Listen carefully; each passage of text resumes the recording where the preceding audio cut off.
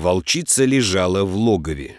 Она совсем не поднимала голову, ее глаза были полны слез. С тех пор, как она потеряла своих волчат, жизнь для нее перестала существовать. Волк несколько раз приносил ей добычу, но она даже не посмотрела в его сторону.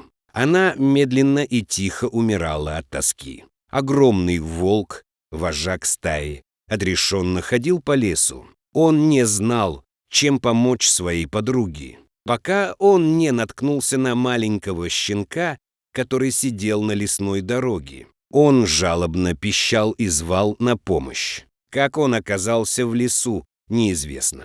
Скорее всего, люди просто выбросили его. Для некоторых это проще, чем любить, ухаживать и заботиться. Хорошо, что еще к дереву не привязали, а то и такое может быть. Матерый волк подошел к малышу и стал его обнюхивать. От щенка еще пахло человеком, значит, он здесь недавно.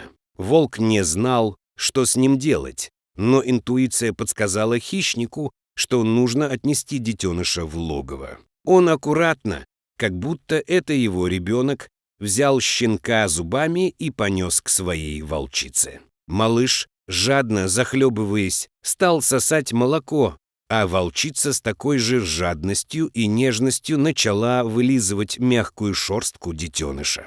Она вновь почувствовала себя матерью, этот маленький серый комочек смог заполнить пустоту в ее сердце. По ее телу опять разлилась теплота, прямо как тогда, когда под ее теплым животом спали ее волчата. Волк наблюдал за всем, что происходило в логове, и решил, что раз его волчица приняла малыша, значит, так тому и быть. Вдоволь насытившись, щенок уснул прямо под животом у своей приемной матери. Волчица его долго вылизывала, а потом впервые за последние несколько дней уснула сама.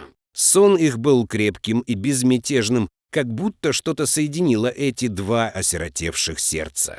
Волк постепенно привык к новому ребенку в их логове. Он начал учить щенка охотиться, добывать себе пропитание. В общем, он учил его всем волчьим навыкам. Шло время, и щенок подрос. Он был внешне даже чем-то похож на волка и имел волчьи повадки, но вожак прекрасно понимал, что из собаки никогда не получится волк, и стая его не примет. Тогда волк принял единственно правильное решение – отнести щенка к людям. До ближайшей деревни было недалеко, и с утра, взяв щенка за загривок, вожак отправился в путь. Он часто останавливался, чтобы передохнуть, а малыш никак не мог понять, что происходит, и жалобно скулил. Вдали показались деревенские огороды, волк дождался удобного момента и проник на человеческое подворье почти незамеченным. Он оставил своего приемного сына в каком-то ближайшем дворе и стал издалека наблюдать, что будет дальше.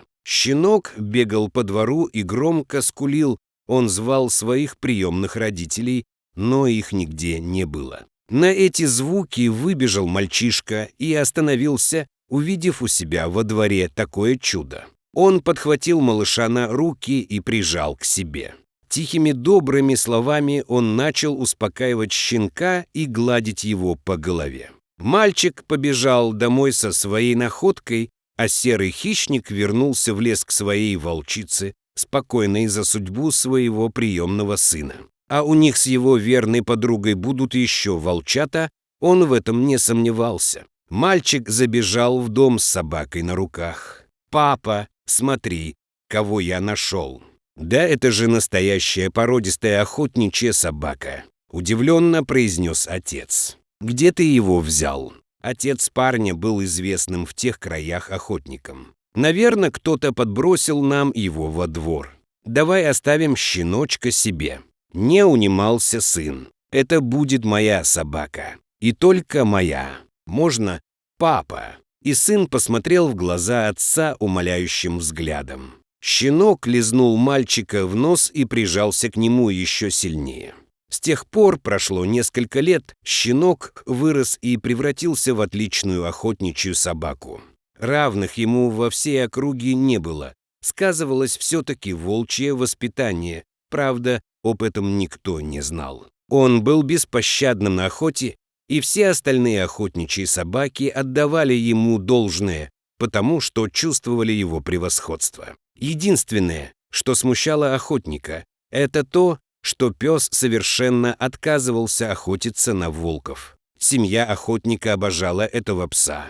Он очень быстро стал у них не просто собакой, а настоящим членом семьи, поэтому ему прощали эти непонятные для людей особенности. За это время подрос и мальчик, они с псом были неразлучны, и отец стал часто брать сына с собой на охоту. Этой весной в волчьем логове царило полное счастье и гармония.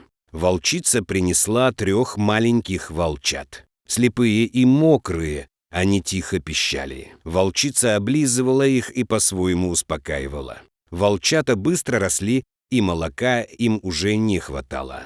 В поисках добычи волк постоянно рыскал по окрестностям, надолго оставляя свою подругу одну с потомством. В этот день охотник с сыном и собакой пошли охотиться на зайцев. Они долго бродили по лесу и решили сделать привал, отдохнуть, перекусить и собираться в обратный путь. Дома их уже заждались. Мать, наверное, приготовила вкусный ужин. За разговорами они совершенно не заметили, что вышли к волчьему логову. Хотя собака вела себя очень странно.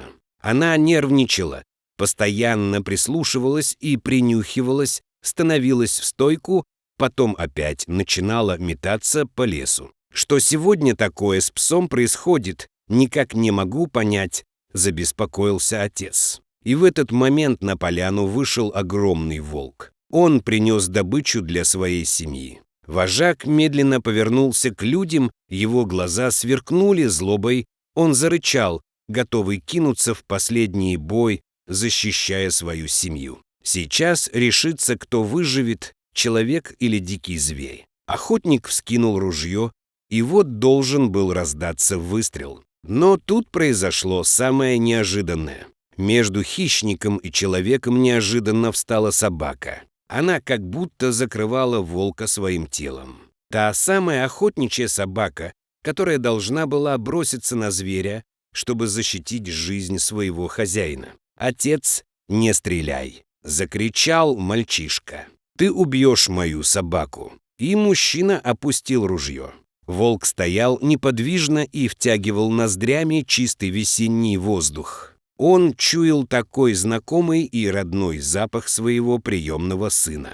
«Неужели это он?» — подумал вожак. Пес тоже узнал свою приемную семью.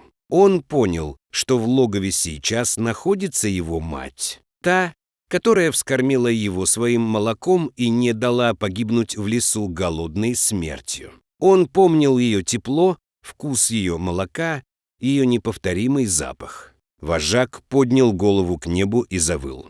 На его голос из логова показалась волчица. Медленно приемные родители и выросший щенок шли навстречу друг другу. Они встретились и долго не решались подойти близко. Потом пес, виляя хвостом, приблизился к своей семье. Он заскулил и упал на спину, обнажив живот и выражая свою полную покорность перед ними. Пес уткнулся влажным носом в холодный бок своей приемной мамы. Волчица стала вылизывать его, как она это делала в его далеком детстве. А люди не могли оторвать взгляд от этого незабываемого зрелища. «Отец, когда я нашел щенка, то видел на заднем дворе волчьи следы», — сказал мальчик. «Мне тогда показалось, что детеныша принесли из леса волки, но я не мог в это поверить. А сейчас вижу, что мои догадки были правдой. Наверное, поэтому он никогда не охотился на тех, кто спас ему жизнь. Он ради их спасения готов был пожертвовать собой. Вот такая интересная история. Дорогие зрители, если вам понравилось это видео, то ставьте лайк и подписывайтесь на наш канал. До свидания.